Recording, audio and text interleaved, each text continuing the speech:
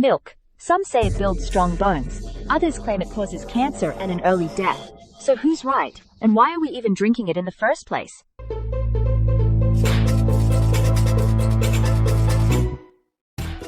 Why humans started drinking milk.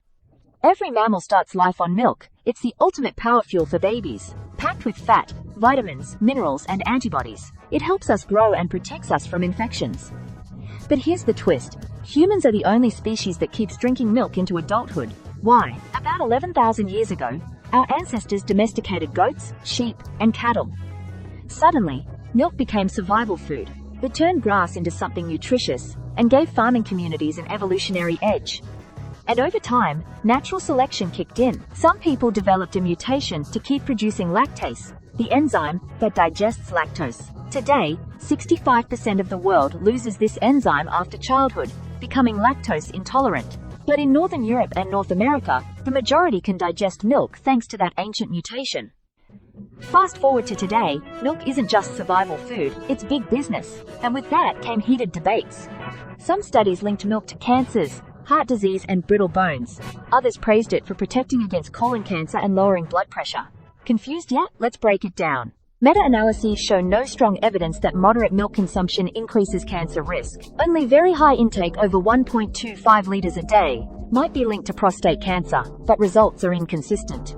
No clear evidence that milk raises heart disease risk. Some studies even suggest a slight protective effect. Surprisingly, milk isn't the miracle bone saver we thought. Studies show little to no effect on adult bone strength. Hormones and antibiotics. Yes, milk contains hormones, but in amounts so tiny you'd need to drink 5,000 liters to match a single birth control pill. Pesticides and antibiotics are regulated so tightly that harmful levels don't make it to your glass. Where milk does have real downsides is in everyday effects. Acne risk goes up, especially with skimmed milk. Allergies are common in children, though many outgrow them. And of course, lactose intolerance makes milk uncomfortable for billions of people worldwide. Is milk healthy? Milk is nutrient-dense protein, calcium, B12, vitamins. For children, vegetarians, and populations with limited food options, it's a lifesaver. But remember, milk is not water. Drink too much, especially flavored or sweetened milk, and it can add unhealthy calories. Here's where things get uncomfortable. Milk production has a huge environmental cost. 3% of all greenhouse gas emissions come from dairy, more than all airplanes combined.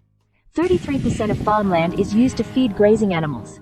And factory farming practices often involve cruelty, repeated pregnancies, early calf separation, and slaughter when cows are no longer productive. Soy milk comes closest to dairy nutritionally. Almond, oat, and others need to be fortified to match vitamins and calcium. On the bright side, they use far less land, water, and energy, making them more sustainable.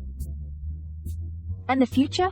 Lab-grown milk. Scientists are using modified bacteria to create real dairy proteins without cows. This could even lead to cheese identical to the real thing, minus the cruelty and carbon footprint.